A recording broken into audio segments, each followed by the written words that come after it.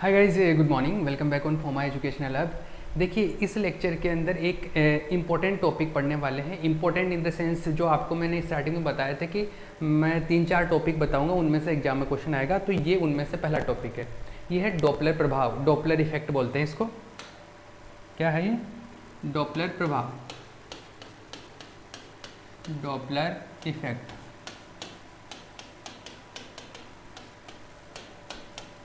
Doppler प्रभाव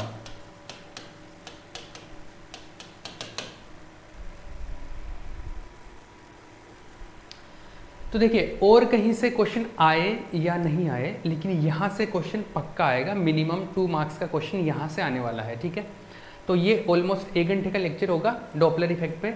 तो इस लेक्चर को तो अच्छे से कवर कर लेना, इसकी हर एक चीज़ को मैं बारीकी से बताऊंगा, ठीक है। अब चलो हम लोग स्टार्ट करते हैं। डॉपलर प्रभाव क्या होता है, इफेक्ट है क्या ये, इसके बारे में बात करेंगे, और फिर इसका पूरा जो मैथमेटिक्स है उस पर बात करेंगे।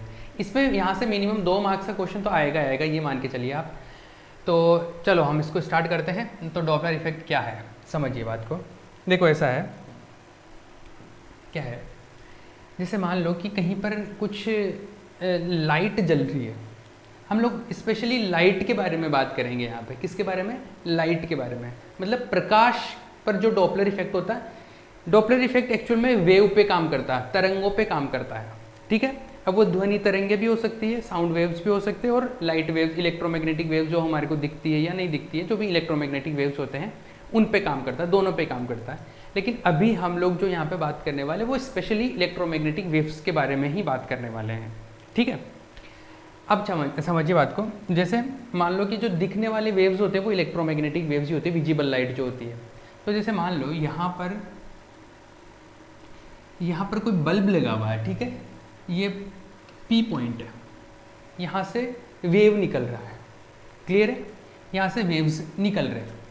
इनको देख कौन रहा है? इनको एक बंदा है, यहाँ पे खड़ा है, ये देख रहा है, ये देखने वाला है। तो इसका जो फ्रेम है इसको S फ्रेम बोल देते हैं। ये इसका X एक्सिस, ये इसका Y एक्सिस, राइट। इसमें कोई प्रॉब्लम नहीं है, ठीक है। ये इसके ओरिजिन से यहाँ पे जो इसको मिला है, तो अगर ये बात करें तो ये X एक्सिस से थीटा कोण बनाता है, थीटा एंगल है विद X एक्सिस, राइट। चलिए, कोई प्रॉब्लम नहीं है, ठीक है, सही चल रहा है। अभी मान लो कि एक दूसरा फ्रेम है, एक दूसरा निर्देश तंत्र है। मतलब एक बंदा ये यहाँ पर S, एक दूसरा बंदा और है वो S डैश है, मान लो वो स्टार्टिंग में यहीं पे था। अब वो गति करना शुरू कर दिया, इसके रेस्पेक्ट में वो v वेलोसिटी से इस तरफ जा रहा है, और वो मान लो किसी टाइम पे यहाँ पे है, वो जो है यहाँ पर है। ये कौन है? S डैश है। S dash moving with respect to S with velocity v velocity से इस डायरेक्शन में मूव कर रहा है। मान लो ये इसका X डैश, ये इसका Y डैश, ठीक है, क्लियर है। दूसरी चीज़, ये एक बार मैं साइड में करता हूँ। ये पता है कि ये v वेलोसिटी से जा रहा है इधर। अब देखना, ये जो बंदा है ये भी इस लाइट को देख रहा है। यहाँ से ये बल्ब जल रहा है कहीं कोई खंबे पे बहुत दूर, मान लो कि बहुत बड़ा टावर है, वहाँ से लाइट आ रही है। ये यहाँ पे जो बंदा खड़ा है वो भी देख रहा है, और यहाँ से v स्पीड से इधर जा रहा है, v वेलोसिटी से, वो भी देख रहा है। दोनों ही लोग इसको देख रहे हैं। ये इसके साथ जो X एक्सिस के साथ इसकी जो, मतलब ये यहाँ से देखेगा तो ये एक तरीके से वेव की डायरेक्शन होगी। ये direction of wave X axis के साथ थीटा कोण बनाता है इन S frame. S dash frame में यही अगर बात करूँ तो ये एंगल होता है थीटा डैश। मान लो ये थीटा एंगल है, ये थीटा डैश है, क्लियर है, कोई प्रॉब्लम नहीं, ठीक है।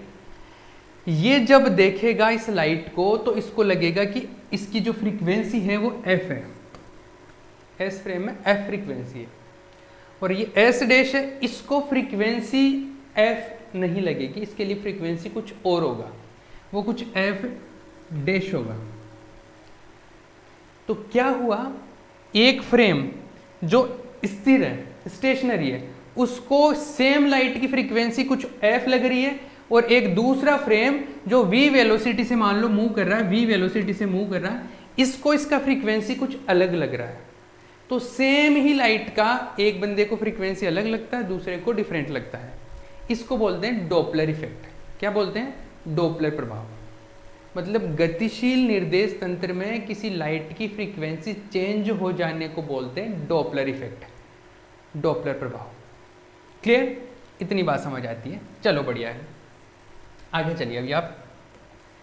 तो मुझे क्या करना है, इस पूरे जो सिनेरियो है, इस पूरे सिस्टम में हमारे को रिलेशन फाइंड आउट करना है कि f और f डैश इन दोनों में क्या रिलेशन है, संबंध क्या है। कि f पता हो तो f डैश कैलकुलेट कर सके, f डैश पता हो तो f कैलकुलेट कर सके। पूरे इस टॉपिक का टास्क यही है, ये क्वेश्चन है इस चीज़ का। ठीक है, तो अपन जो इसकी थ्योरी पढ़ेंगे ना अगले 1 घंटे तक, वो उसमें यही बात करने वाला है कि f और f डैश में एक रिलेशन फाइंड आउट करेंगे हम लोग। क्लियर है? चलिए बात करते हैं। तो इतनी बात समझ में आई। डॉपलर इफेक्ट क्या है, एक बार मैं ओवरव्यू दे देता हूँ कि एक स्टेशनरी फ्रेम है, एक मूविंग फ्रेम है, दोनों एक लाइट को देखते हैं तो दोनों के लिए उनका फ्रीक्वेंसी अलग अलग लगता है। आवृत्ति जो होता है लाइट का अलग अलग लगता है। ठीक है, आवृत्ति अलग अलग लगेगा तो मतलब जैसे मान लो कोई रेड कलर की लाइट आ रही है, एक को रेड कलर की लग रही है तो जरूरी नहीं दूसरे को भी रेड कलर का लगे, क्योंकि फ्रीक्वेंसी बदल गया तो लेमडा भी बदल जाता है, मतलब तरंग दैर्ध्य भी बदल जाता है। और तरंग दैर्ध्य बदल गया, लेमडा बदल गया, तो इसका मतलब है कि उसका कलर भी चेंज हो गया। तो एक बंदे को लाइट का कलर अलग लग रहा है, दूसरे बंदे को लाइट का कलर अलग लग रहा है। ये इफेक्ट जो है उसको बोलते हैं डॉपलर इफेक्ट, डॉपलर प्रभाव। क्लियर है? ये सारा सिस्टम समझ में आया क्या है? एक रुका हुआ, ये v वेलोसिटी से इधर जा रहा है, इसकी फ्रीक्वेंसी इसके लिए f है, इसके लिए f डैश है, इसके साथ जो एंगल बना रहा है x एक्सिस का थीटा, इस फ्रेम में एच थीटा डैश है। थीटा और थीटा डैश में भी अभी रिलेशन कैलकुलेट करेंगे, लेकिन मेन जो टारगेट है वो है f और f डैश के अंदर रिलेशन फाइंड आउट करना। What is the relation between f and f dash? Clear? ये डॉपलर इफेक्ट है। अब गेम बचा है मैथमेटिक्स का। ठीक है, तो मैथमेटिक्स का स्टार्ट करते हैं हम लोग। चलिए अब सुनिए बात। मान लो वहाँ से लाइट आ रही है, P पॉइंट से लाइट आ रही है अपने पास में, और ये देख रहा है S। तो S फ्रेम में बातें कर रहा हूँ मैं, सारी जो बात करने वाला हूँ S फ्रेम में, S निर्देश तंत्र में।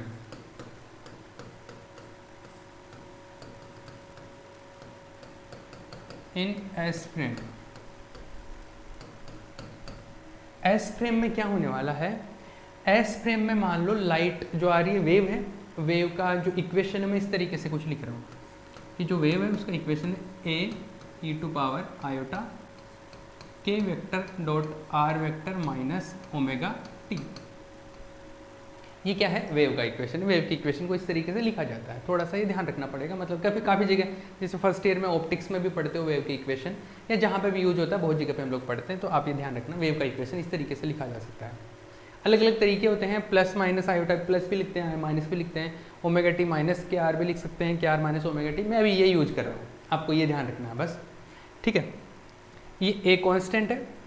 ठीक है, अब समझना ये कौन से फ्रेम में बात कर रहा हूँ मैं? एस फ्रेम में, जो रुका हुआ निर्देश तंत्र है ना उसके अंदर बात करने वाला हूँ मैं। अब समझिए यहाँ पर कौन क्या क्या है। ए तो कांस्टेंट है, आई आयोटा है, राइट। ये के वेक्टर जो है, के वेक्टर इसको बोलते हैं तरंग संचरण नियतांक, wave propagation constant, wave propagation. ये लेक्चर इंपॉर्टेंट है, पहले बोल चुका हूं मैं। तरंग संचरण नियतांक, तरंग संचरण नियतांक, तरंग संचरण नियतांक। ठीक है, के वेक्टर।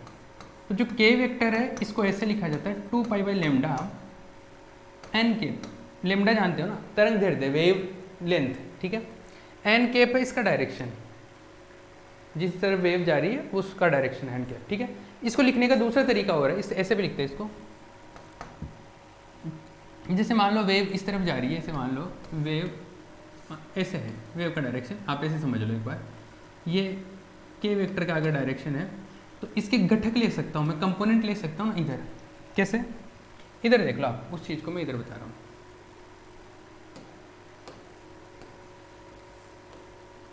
मान लो के वेक्टर जो है वो ऐसे है, इसका ये एंगल थीटा है, राइट। इसके साथ में जो इसके साथ में जो घटक होगा, इसका जो कंपोनेंट होगा वो है मान लो के इसका एक्स घटक है, के एक्स बोल देता हूँ, एक्स ये नीचे लिखा हुआ है, ठीक है, एक्स घटक के एक्स बोल दिया इसको, और ये क्या होगा के कॉस थीटा, इसका कॉस कंपोनेंट ही आएगा, इधर इधर साइन कंपोनेंट आएगा, मतलब जो वाई वाला है वो क्या आएगा, वाई डायरेक्शन में के वाई जो कंपोनेंट है वो क्या आएगा के साइन थीटा, इधर के साइन थीटा, इधर के कॉस थीटा, इधर के साइन थीटा, राइट। चलिए समझ आया होगा ना, इधर के कॉस थीटा, इधर के साइन थीटा। तो इसको इस तरीके से भी लिखा जाता है, इसको दो तरीके से लिख सकता हूँ मैं, इसको के एक्स आई के आई डायरेक्शन में, एक्स डायरेक्शन है, एक्स डायरेक्शन आई केप हो गया, प्लस के वाई जे केप लिख सकता हूँ ना, ऐसा कोई प्रॉब्लम नहीं है। X component plus y component है ना, और एक्स कंपोनेंट का value k cos theta, y component का वैल्यू के साइन थीटा, ऐसे लिख सकता हूँ, ठीक है। तो मैं के वेक्टर को ऐसे भी लिख सकता हूँ, के कॉस थीटा आई के प्लस के साइन थीटा जे के। ये यूज नहीं करेंगे, ये वाला ये यूज करेंगे, बट ये मालूम होना चाहिए कि ऐसा होता है, ठीक है। अब देखिए मुझे ये के vector dot r vector calculate करता हूँ मैं एक बार, उसके लिए मैं आर वेक्टर और लिख लेता हूँ। आर वेक्टर क्या होता है, क्या होगा आर वेक्टर? आर वेक्टर जो है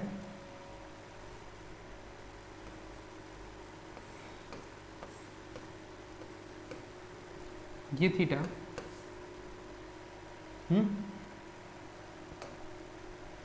तो ये इसका ये एक्स डायरेक्शन में आएगा, तो ये मान लो कि ये एक्स और ये है वाई, ठीक है। तो आर को मैं ऐसे लिख सकता हूँ, एक्स आई के प्लस वाई जे के। आर वेक्टर लिखते हैं ना, एक्स वाई और जेड में लिखते हैं, लेकिन हम लोग केवल ये जो 2D में मान रहे हैं अभी, ये जो सारा कैलकुलेशन कर रहे हैं ना, हम लोग 2D में ही बात कर रहे हैं, ठीक है, एक एक्स वाई प्लेन में बात कर रहे हैं। तो इस तरीके से लिख सकता हूँ मैं। अब देखिए, तो के vector dot r vector calculate करने की कोशिश कर रहा हूँ मैं। क्यों? मुझे क्या करना है, मुझे के वेक्टर डॉट आर वेक्टर का वैल्यू पुट करना है। इसी के लिए मैं सारी कोशिश कर रहा हूँ कि के वेक्टर का वैल्यू पहले मैंने लिखा, फिर आर वेक्टर का लिखा, अब दोनों को डॉट प्रोडक्ट करूँगा। दोनों को डॉट प्रोडक्ट करो तो के वेक्टर आएगा के कॉस थीटा आई के प्लस के साइन थीटा जे के डॉट एक्स आई के प्लस वाई जे के, ठीक है। दोनों का डॉट प्रोडक्ट करो। डॉट प्रोडक्ट करेंगे तो क्या आएगा, देखिए आई वाले के साथ डॉट प्रोडक्ट हो जाएगा, तो ये इसके साथ में के इंटू एक्स कॉस थीटा, ठीक है, प्लस ये जे वाले के साथ में dot product k into x sine, k x नहीं है वाई है, वाई हो रहा है into sine theta. This is k vector dot r vector. Clear? देखिए फिर से क्या हुआ, हमने बोला कि इधर से जो लाइट आ रही है उसका जो वेव है, उस वेव का जो तरंग फलन है, वेव फंक्शन जो है, वो वेव फंक्शन हमने ऐसे कंसिडर कर लिया, psi equal to this one. इसमें के वेक्टर जो है उसको वेव तरंग संचरण नियतांक, वेव प्रोपोगेशन कांस्टेंट बोलते हैं, और आर वेक्टर तो जो ही पोजीशन वेक्टर होता है, स्थिति सदिश, तो दोनों के वैल्यू हमने पुट कर दिए कंपोनेंट्स की फॉर्म में, इस तरीके से ले लिए। अब जो के वेक्टर डॉट आर वेक्टर का वैल्यू मिला है उसको यहाँ पे रखते हैं, ठीक है। इसको इक्वेशन नंबर कुछ बोल सकते हैं कि इसका वैल्यू इसमें, इसका वैल्यू इसमें रख दे, तो इक्वेशन 1 2 कुछ भी दे लो, कुछ फर्क नहीं पड़ता उससे। तो psi equal to a e to power iota, k vector dot r vector का वैल्यू ये है के अक्ष cos theta plus k y sine theta minus omega t, ठीक है। क्लियर है? ठीक है ना। अब देखिए इन दोनों में के कॉमन है, के क्या है, कॉमन है, तो के कॉमन है तो बाहर ले लो, ए ई टू पावर 1 सेकेंड, बाहर ले लो आयोटा, के कॉमन है तो कॉमन ले लो, x cos theta plus y sine theta minus omega, oh sorry, ये के तीनों में कॉमन नहीं आएगा, यहाँ से कॉमन आएगा, ठीक है। इन दोनों में कॉमन ले लेते हैं हम लोग, तो इसको थोड़ा सा मैं ऐसे लिख लेता हूँ, के कॉमन आ गया, यहाँ से नहीं, इसमें से केवल, ठीक है, ऐसा।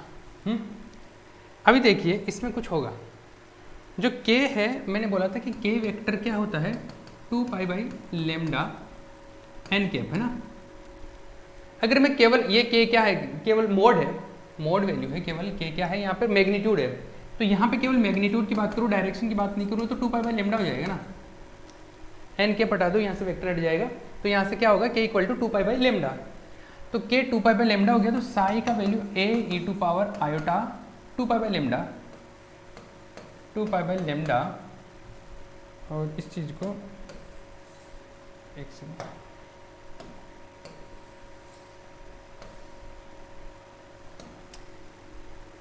X cos theta plus y sine theta minus omega t, ऐसे पुट कर सकते हैं, राइट।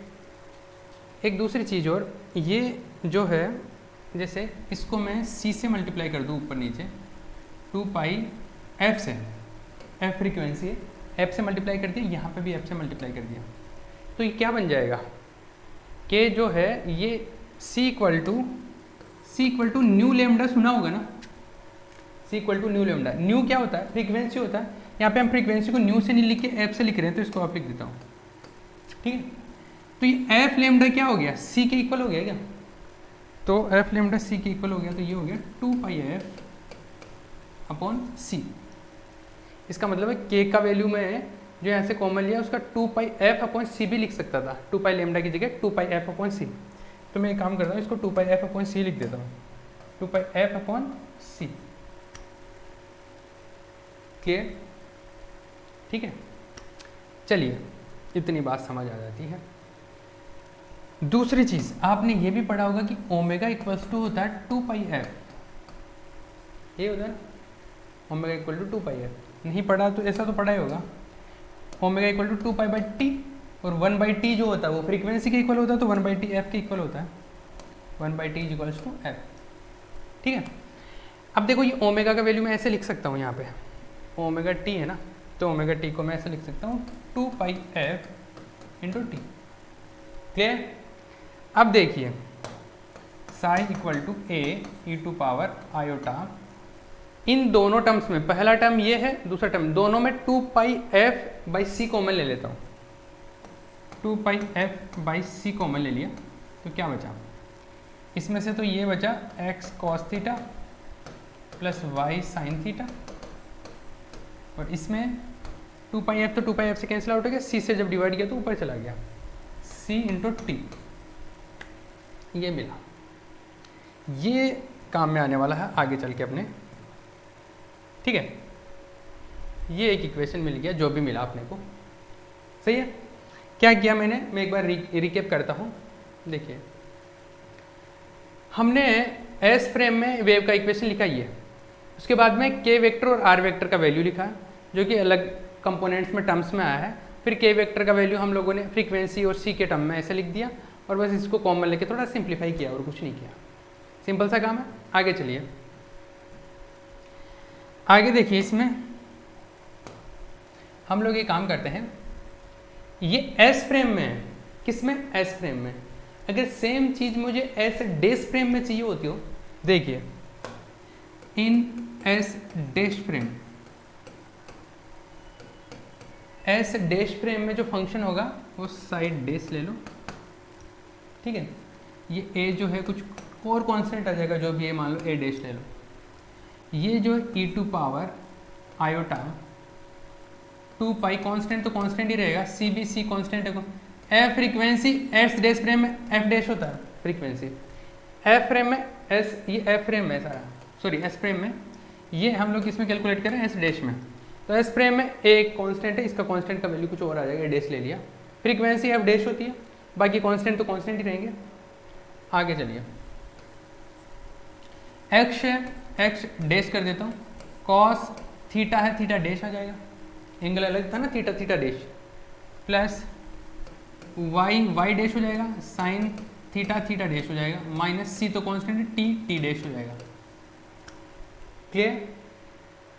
ये इक्वेशन भी आगे चल के बड़ा काम आने वाला है।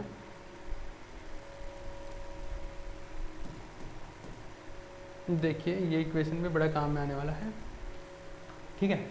अब मैं काम करता हूँ, इसमें डैश में है, इसमें विदाउट डैश है ना। और डैश को और विदाउट डैश वाले जो टर्म्स है उनको हमको चेंज करना आता है, एक से दूसरे फ्रेम में ले जाना आता है। कैसे? लोरेंज ट्रांसफॉर्मेशन से।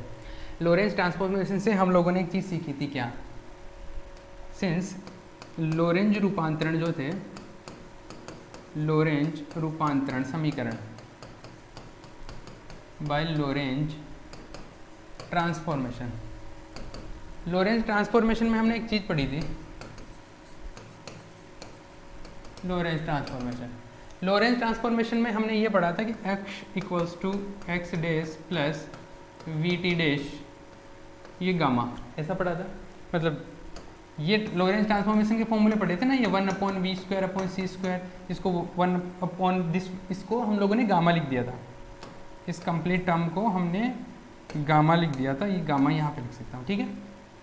इसी तरीके से हम लोगों ने y को y डैश लिखा था और z को z डैश लिखा था, और टाइम का जो था time t dash plus v x dash by c² into gamma लिखा था इसको भी, ठीक है। अब देखना, ये जो इक्वेशन है ना, x, y और t, इन तीनों की जगह x, y और t की जगह मैं डैश में लिखूंगा x, y और t, ये डैश वाले टर्म यहाँ पे लिख दो, ठीक है। तो लिखो x, y और t का वैल्यू, इसका जो भी इक्वेशन देना चाहो आप दे सकते हो। नोट्स में पता नहीं मैंने क्या नाम दे रखा है, उससे फ़र्क नहीं पड़ता, लेकिन x, y और t का वैल्यू यहाँ पे पुट करना है, ठीक है। इसमें पुट कीजिए, इसको एक बार मैं थोड़ा नीचे ले आता हूँ ताकि पुट करने में ईजी रहे। चलिए इसमें पुट करना है, ठीक है। तो देखिए ये psi a e to power, उसको थोड़ा दोबारा लिखते हैं, psi a e to power iota 2πf/c।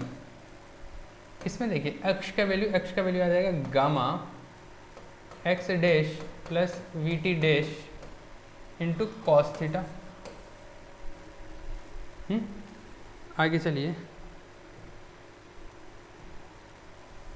Plus y का y equal to y dash होता है y dash sine theta minus c, t का वैल्यू ये है gamma t dash plus v x dash by c², ठीक है। Clear है? चलिए आगे चलिए, ये है psi equal to a e to power iota 2πf/c।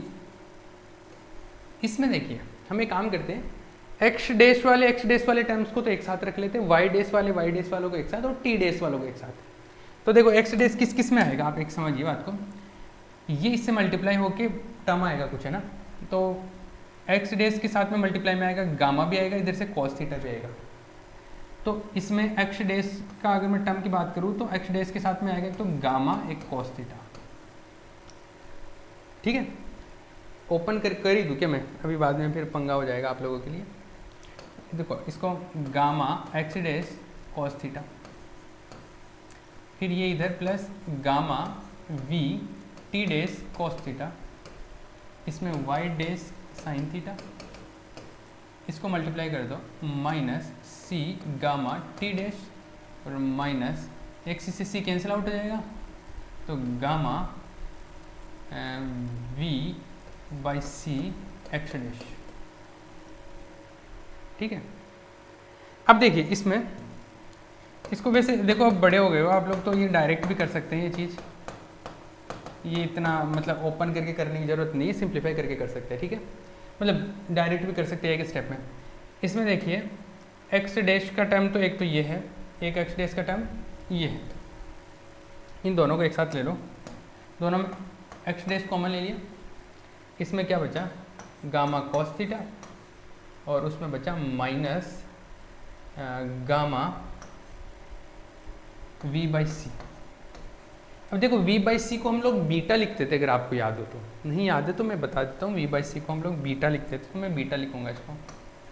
अपन चाहते तो इसमें गामा भी कॉमन ले सकते थे, एक ही बात है, कोई प्रॉब्लम नहीं है, लेकिन अभी मैं नहीं ले रहा इसको, ठीक है। अब y डैश का कौन सा बचा, एक ही बचा, तो इसमें y डैश का एक ही टर्म है, कोई बात नहीं। टाइम का देखो, टाइम का एक तो ये रहा, एक ये रहा, दो टाइम है टाइम के, तो इनमें टी डैश कॉमन ले लो, टी डैश कॉमन आया तो इसमें एक में बचा गामा वी कॉस थीटा और इसमें बचा माइनस गामा इंटू सी, ये बचा। क्लियर? ये आया तो अपने पास में एक्स डैश का टर्म आ गया, वाई डैश का टर्म आ गया और टी डैश का।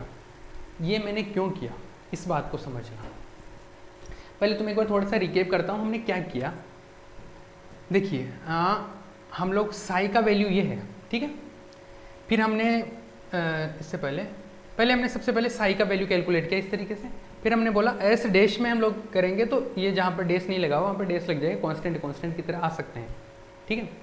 ए को भी आप ए डैश लिख सकते हो, कोई प्रॉब्लम नहीं है, लेकिन मतलब ए भी रख सकते हो, वो तो जो रहेगा वो मेंटेन हो जाएगा ऑटोमेटिकली। मैं इसको ए डैश लिख दिया, कोई दिक्कत नहीं है। अब देखिए मैंने क्या किया, इसमें एक्स वाई और टी का वैल्यू लॉरेंस ट्रांसफॉर्मेशन से रखा और फाइनली जो अपने को मिला वो इस तरीके से मिल गया, ठीक है, ये मिला। अब देखो एक रूल होता है, डॉपलर इफेक्ट में एक रूल होता है और वो रूल ये होता है कि जैसे कोई भी, जैसे आप इक्वेशन लिख रहे हो psi equal to a e to power iota into theta, कोई भी वेव का इक्वेशन लिख रहे हो इस तरीके से, ये जो क्वांटिटी है ना, ये जो क्वांटिटी है ये एंगल होता है, क्या होता है, कोण होता है, इसको फेज भी बोलते हैं। क्या बोलते हैं इसको, फेज, कला। ये जो एंगल है ना, कला, ये जो है ये रहता है कांस्टेंट। क्या रहता है, कांस्टेंट रहता है, भले आप इस फ्रेम में मेजर करो या दूसरे फ्रेम में मेजर करो। मतलब ये एंगल की बात कर रहा हूँ, ये दूसरा एंगल है, उस एंगल की बात नहीं कर रहा, ये थीटा की बात नहीं कर रहा मैं, ये जिसको इसको थीटा मत मानो, यहाँ पे थीटा दूसरी चीज़ को मान रखा, तो कुछ भी मान लो एंगल, जैसे मान लो अल्फा मान लो, ये जो भी एंगल आएगा ना इसको फेज बोलते हैं, कला है। और कला है ना, एस फ्रेम में मेजर करो या एस डैश फ्रेम में मेजर करो, दोनों में सेम आता है। इसका मतलब ये है कि जैसे एस फ्रेम में अपने पास में ये है वेव का इक्वेशन, तो इसमें जो कला है, जो फेज है, वो फेज क्या है, फेज ये है कला कोण, फेज एंगल जो है वो ये है। ये एस फ्रेम में है क्योंकि मैंने एस फ्रेम में कैलकुलेट कर रखा है, ठीक है। इसी तरीके से हम लोगों ने यहाँ पर एस डैश में लिखा था, अभी ये एस डैश में इक्वेशन है, साइड डैश है ना, तो इसमें जो एंगल है ये है आयोटा के साथ में, ये है फेज एंगल है ना, कला कोण। ये और ये एस डैश में है, किस में है, एस डैश में, और ये है एस में। तो फेज तो इक्वल होता है, डॉपलर इफेक्ट में चेंज नहीं होता है, तो फेज इक्वल होता है, तो इस क्वांटिटी को उस क्वांटिटी के इक्वल पुट कर सकता हूँ मैं, करें। चलिए, इसका मतलब क्या हुआ कि ये जो है उसके इक्वल आएगा। तो चलिए भैया, ये वाली चीज़ उसके इक्वल आएगी, तो इसको मैंने उठाया यहाँ से, ये लो या ये लो, यहाँ से उठा लिया, ये लो, ये किसके बराबर आएगी, ये इक्वल आएगी उसके। ये एस फ्रेम में फेज एंगल है और एस डैश में फेज एंगल ये है, क्या है,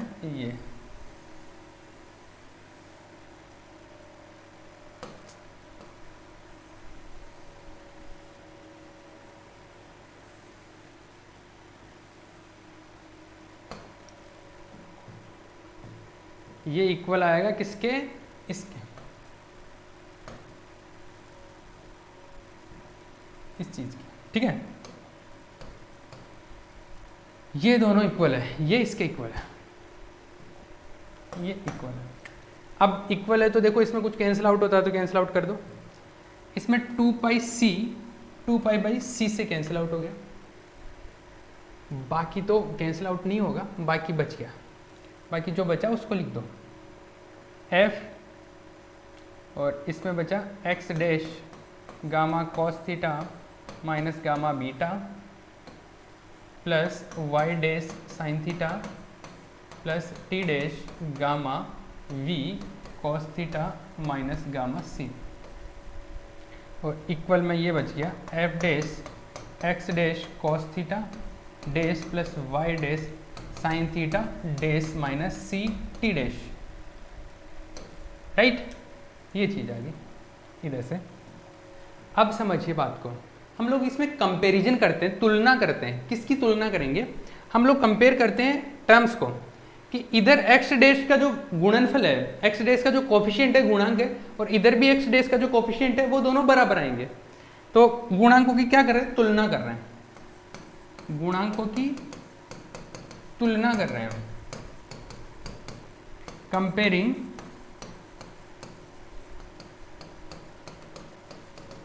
कोफिशिएंट्स, इनके गुणांकों की तुलना कर रहे हैं। तो एक्स डैश का गुणांक देखिए, एक्स डैश का गुणांक क्या है यहाँ पे? एक्स डैश का मल्टीप्लाई में कौन आएगा? एक्स डैश का मल्टीप्लाई में आएगा ये आएगा, और ये बाहर से एफ भी मल्टीप्लाई होगा। तो एक्स डैश का कोफिशिएंट यहाँ पे कौन हुआ? F into gamma cos theta minus gamma beta, और इधर एफ डैश का कौन आएगा मल्टीप्लिकेशन में? एक्स डैश का मल्टीप्लिकेशन में कौन रहा है? F dash into cos theta dash, f dash into cos theta dash, right. आगे चलिए, वाई डैश का देखिए, इसमें वाई डैश का कोफिशिएंट कौन है? साइन थीटा, और एफ भी मल्टीप्लाई होगा तो एफ डैश का, वाई डैश का कोफिशिएंट है एफ साइन थीटा, और इधर से कौन है? इधर से एफ वाई डैश का है f dash sine theta dash, f dash sine theta dash, ठीक है। आगे टी डैश का, यहाँ से टी डैश का है ये, और एफ भी मल्टीप्लाई होगा तो ये आएगा f gamma v cos theta minus gamma c, और इधर से कौन है? एफ डैश का, सॉरी वाई डैश का, सॉरी टी डैश का कौन है? F dash c, f dash c, और ये माइनस में भी है तो माइनस में आ जाएगा, ठीक है। चलिए, ये मिला अपने को, ये 3 इक्वेशन मिले, ठीक है। मैं सबसे पहले इस इक्वेशन के साथ में डील कर रहा हूँ, इससे बात करते हैं क्या मिलता है अपने को। देखो यहाँ से, हाँ मैं एक काम करता हूँ, इधर से सी कॉमन ले लेता हूँ, सी कॉमन ले लिया, सी कॉमन लूँगा तो यहाँ सी भी कॉमन ले लूँ, गामा भी कॉमन ले लेता हूँ, ठीक है। सी भी कॉमन ले लेता हूँ, गामा भी कॉमन ले लेता हूँ, सी भी कॉमन ले ले, गामा भी कॉमन ले ले। यहाँ से गामा हट गया, और यहाँ पे बचा कॉस थीटा, और इधर सी नहीं है तो वी है यहाँ पे, सॉरी वी बचा, एक है ना, वी बचा, तो सी नहीं था यहाँ पे, सी से डिवाइड हो गया, ठीक है। और यहाँ पे गामा सी कॉमन ले लिया तो 1 बच गया, इधर आया माइनस एफ डैश सी, ये सी इस सी से कैंसिल आउट हो गया, ये आया f gamma v by c को हम लोग बीटा लिख सकते हैं, beta cos theta minus 1 equal to minus f dash, ठीक है। ठीक है, मैं काम कर सकता हूँ, इसमें माइनस कॉमन ले लूँ, माइनस एफ गामा, तो ये माइनस कॉमन ले लूँगा तो ये 1 माइनस बीटा कॉस थीटा आएगा, तो ये आएगा F dash minus, minus minus दोनों से हट जाएगा, इसीलिए मैंने माइनस कॉमन लिया है ताकि दोनों तरफ से रिमूव हो जाए। तो ये आया, देखो माइनस माइनस रिमूव हो गया, तो f equal to f dash gamma 1 minus beta cos theta, ये मिल गया भैया, जो चाहिए था ना वो। मैंने बोला था कि एफ और एफ डैश में रिलेशन चाहिए, मतलब ये जो लाइट जल रही थी पी पॉइंट पे, इसको एस फ्रेम जो देख रहा है उसको जो फ्रीक्वेंसी है उसमें एफ है, और एक चलता हुआ जो बंदा देख रहा है वो वी वेलोसिटी से चल रहा है, ये जो देख रहा है इसके लिए फ्रीक्वेंसी एफ डैश है। तो एफ और एफ डैश में जो रिलेशन है वो रिलेशन ये है, एफ फ्रेम में तो फ्रीक्वेंसी एफ ये, और ये एफ डैश होगा F dash frame, sorry S dash frame में, ये रिलेशन है, मिल गया।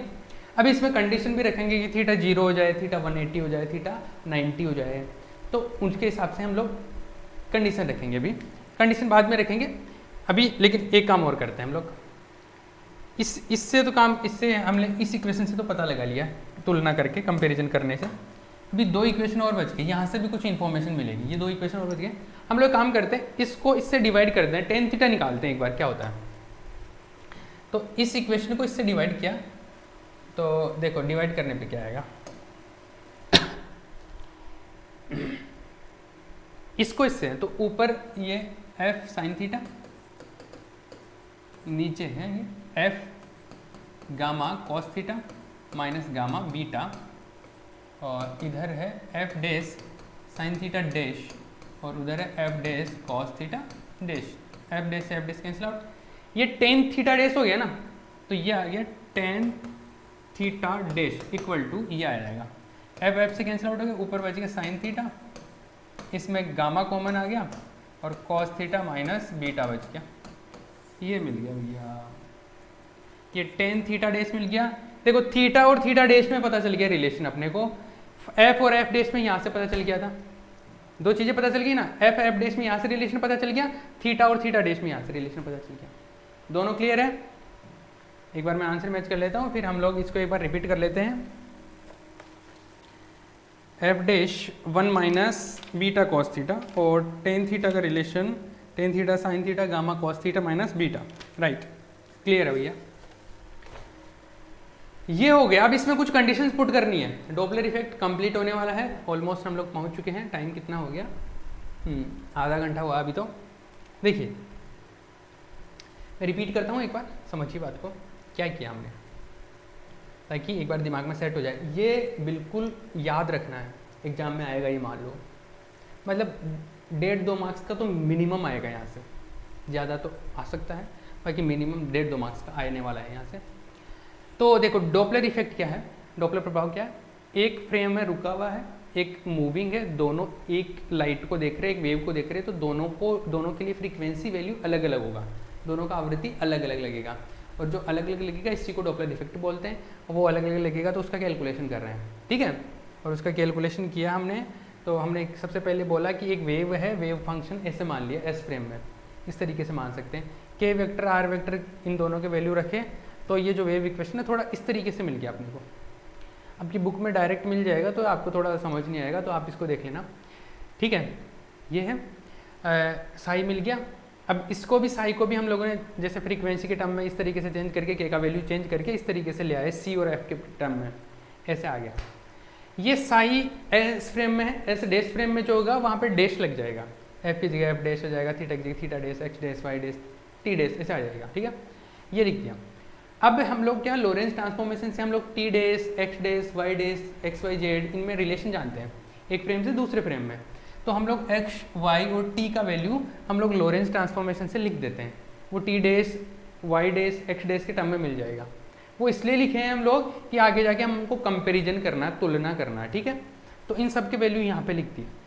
यहाँ पे लिखने के बाद में जो भी आया, फिर इसका फेज ये एंगल और इसका फेज एंगल, दोनों फ्रेम में फेज एंगल इक्वल होते हैं। ये डॉपलर इफेक्ट का रूल है कि फेज एंगल चेंज नहीं होता, फेज चेंज नहीं होता, फ्रीक्वेंसी चेंज हो जाए भले ही, पर फेज चेंज नहीं होता है ना, फेज चेंज नहीं होता है। तो फेज का तुलना बराबर कर दिया फेज को, एक फ्रेम में फेज ये है और दूसरे फ्रेम में फेज ये है, तो हम लोगों ने कला को इक्वल कर दिया और फेज को इक्वल किया, तो हम लोगों को ये 3 इक्वेशन मिले। इन 3 इक्वेशन से हम लोगों ने फाइनली फ्रीक्वेंसी में रिलेशन फाइंड आउट किया, ये आया, और एंगल में जो रिलेशन फाइंड आउट किया वो कुछ इस तरीके से आया है, ठीक है।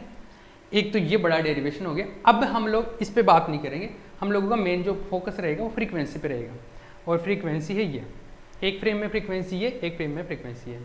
अब इसमें हम लोग क्या करते हैं, कुछ कंडीशंस लेते हैं, ठीक है। Case 1,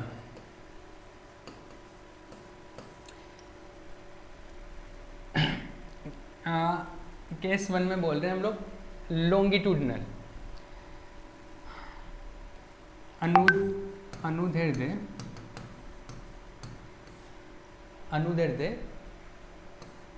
longitudinal condition. अनुदैर्ध्य स्थिति क्या है? जब थीटा इक्वल टू 0 हो ना, उस सिचुएशन में बात कर रहा हूँ। इसमें अनुदैर्ध्य का मतलब है या तो थीटा 0 हो या पाई हो, 2 सिचुएशन हो सकती है। लॉन्गिट्यूडनल कंडीशन का मतलब है 2 सिचुएशन। इसमें भी पहली कंडीशन अगर मैं लूँ तो theta equal to 0, theta equal to 0 degree का मतलब समझ रहे हो आप? थीटा इक्वल टू 0 डिग्री का मतलब ये है, क्या है देखिए, वो डायग्राम देख के समझ आएगा। यहाँ से थीटा 0 होने का मतलब क्या? थीटा 0 कब होगा?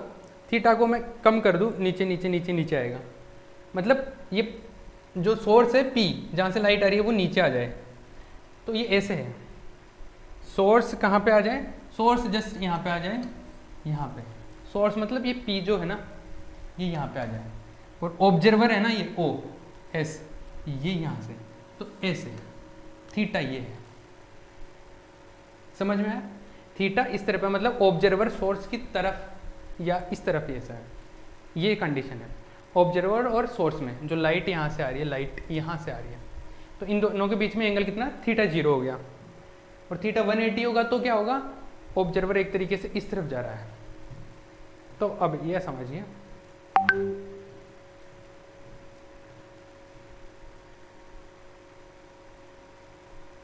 Theta equal to 0, theta 0 degree आ गया।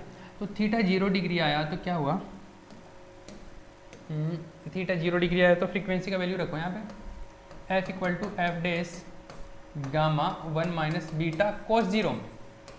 कॉस 0 कितना होता है, 1 होता है। तो ये आएगा f equal to f dash gamma 1 minus beta, ऐसा आएगा। क्लियर, आगे चलिए। अब देखो इसको सोल्व करने का तरीका देख लो, यहाँ पे अप्रोक्सीमेशन से करते हैं। वैसे एग्जैक्ट वैल्यू तो ये मिल गया, लेकिन लगभग मान कैसे निकालते हैं, यहाँ पे कैसे निकालते हैं, यहाँ पे ऐसे निकालते हैं। गामा जो है ना, गामा क्या होता है, गामा होता है √1 minus v square by c square. इसका मतलब है 1 minus v square by c square की पावर 1/2। ठीक है। अब देखो सी जो होता है बहुत ज़्यादा होता है, और वेलोसिटी, ये नॉर्मल वेलोसिटी जो फ्रेम का वो कम होता है। ये फ्रेम का वेलोसिटी कम होता है तो क्या होगा, यहाँ पे एक बात समझना, ऐसा है कि जैसे 1 plus x to power n ऐसा होता है। ठीक है।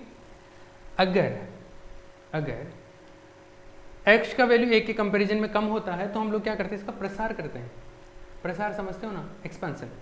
तो ये ऐसे आता है 1 प्लस nx, इस तरीके से आता है। ठीक है। एक सेकेंड, ये गामा का वैल्यू ये नहीं है, एक सेकेंड, हमने कुछ गड़बड़ किया है। हाँ, गामा का वैल्यू एक्चुअल में ये नहीं होता है। गामा का वैल्यू क्या होता है, गामा का वैल्यू यहाँ पे गड़बड़ करते हैं, गामा इक्वल टू 1/, ये होता है। ठीक है, 1/, ये होता है। ठीक है, गामा का वैल्यू। तो इसको ऊपर ले जाएंगे तो ये पावर कितना आ जाएगा, -1/2, ऐसा आएगा ना।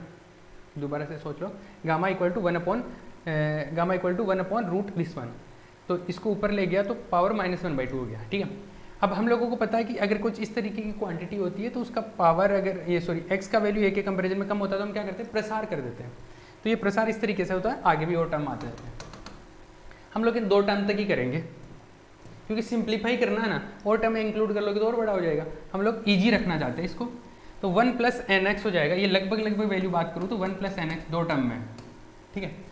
तो इसको ओपन करो, अब इसमें भी यही सीन है, 1 प्लस एक्स की तरह ये 1 minus v square by c square, ऐसा है एक तरीके से 1/2। ठीक है।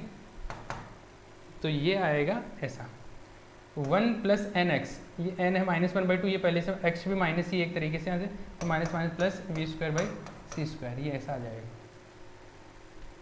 और ये 2 भी आ जाएगा इसमें साथ में। अब देखो यहाँ पर एक चीज़ है, इस जगह पे एक कंडीशन ये है कि ये जो v होता है ना, v जनरली क्या होता है, c के कंपैरिजन में काफ़ी कम होता है। तो ये वाला वैल्यू काफ़ी ज़्यादा है, तो ये लगभग 0 आता है। ये ऑलमोस्ट क्या आता है, 0 के इक्वल आता है। ये 0 हो गया तो ये लगभग 1 हो गया ना। तो ये जो गामा चल रहा था ना, गामा का वैल्यू क्या आ गया, ऑलमोस्ट 1 आ गया। तो गामा का वैल्यू ऑलमोस्ट 1 आ गया, तो मैं इसको ऐसे लिख सकता हूँ, f equal to f dash, f equal to f dash gamma 1 हो गया, तो ये हो गया 1 माइनस बीटा। तो f equal to f dash लगभग ऑलमोस्ट 1 माइनस बीटा होता है v/c। ये फॉर्मूला मिल गया थीटा इक्वल टू 0 के केस में, थीटा इक्वल टू 0 की कंडीशन में। अब थीटा इक्वल टू 180 रखेंगे, थीटा इक्वल टू 180 वाली एक कंडीशन हो गई। क्या किया, इस थीटा इक्वल टू 0 रख के हमने क्या किया, बस इसका प्रसार किया है, एक्सपांसन किया है।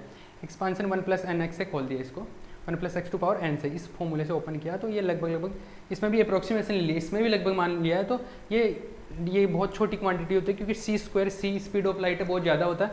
तो ये क्वांटिटी अपने आप में बहुत छोटी होती है। तो ये लगभग 0 कर दिया हमने, तो 1 बचा यहाँ पे। तो गामा का वैल्यू ऑलमोस्ट 1 आता है, तो 1 माइनस बीटा ही बच गया अपने पास। ठीक है, क्लियर है। ये थीटा का वैल्यू 0 पे। अगर थीटा का वैल्यू 180 रहेगा तो देखो, यहाँ से थीटा का वैल्यू 180 रहेगा तो f equal to f dash क्या है, gamma 1 minus beta cos 180। Cos 180 क्या होता है, -1। क्या होता है, -1। तो ये आएगा -1 आएगा तो -1 प्लस बीटा आ जाएगा। फिर इसका एक्सपेंशन करेंगे, फिर प्रसार करेंगे तो गामा का वैल्यू क्या, फिर वो लगभग 1 आ जाएगा, वो वैसे पहले के जैसे।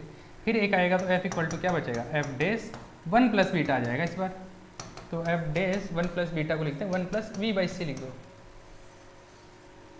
तो ये ऐसे आएगा और ये माइनस आएगा इसमें, थीटा इक्वल टू 0 वाले में, और इसमें क्या आएगा, प्लस आएगा।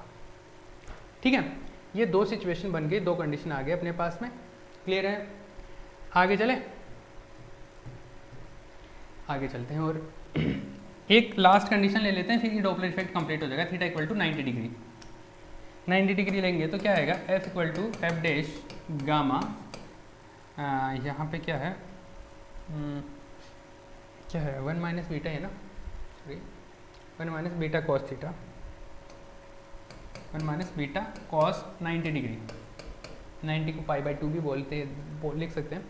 90 डिग्री है, 90 कॉस 90 जीरो हो जाता है, तो ये आ गया f equal to f dash, और ये 0 हो गया, तो ये बच गया गामा।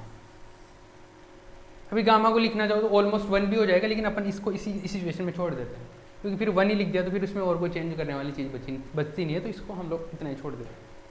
ये दूसरी जो कंडीशन है ना, थीटा इक्वल टू 90 डिग्री वाला, ये केस है केस 2, अनुप्रस्थ स्थिति बोलते हैं इसको, अनुप्रस्थ। वो लॉन्गिट्यूडनल हो गया था, ये ट्रांसवर्स है, अनुप्रस्थ स्थिति ट्रांसवर्स।